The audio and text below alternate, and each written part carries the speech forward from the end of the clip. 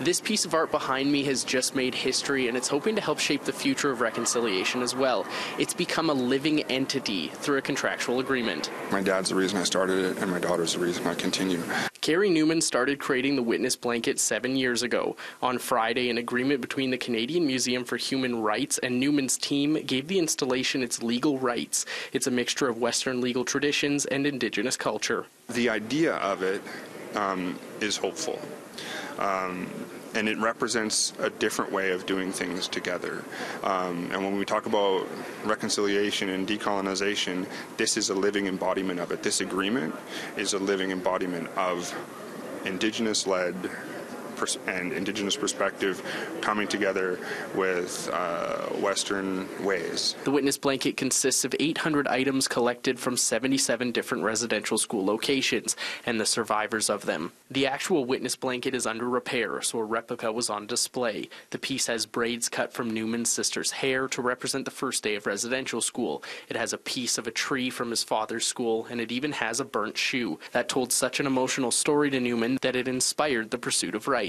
These pieces have agency, and when we talk about today and this agreement vesting rights with the blanket and with stories, I think it might have started right there with that shoe. Newman wanted to learn more about his father's time in residential schools, and the Truth and Reconciliation Commission gave him the opportunity to create this.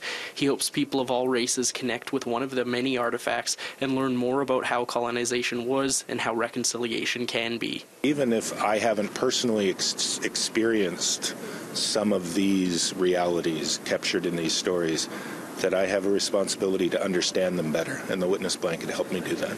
Newman says he hopes this piece can affect change for his daughter, and that it's her responsibility, like other Canadians, to learn the country's history. I hope that that there's a lot more awareness about Canada's colonial history and acceptance of it. Then we can move forward. But as long as we're still trying to educate and teach people about the history and transform that narrative, then we're still in the truth phase, right? And so I really hope that by the time she's an adult, or maybe it's by the time she has children of her own, that the incremental steps that we take have led to a different way of working together in the future. There's an app called Witness Blanket where you can trace all of the pieces' origins. The full Witness Blanket is set to be unveiled in about a year's time. In Winnipeg, Mike Albanese, City News.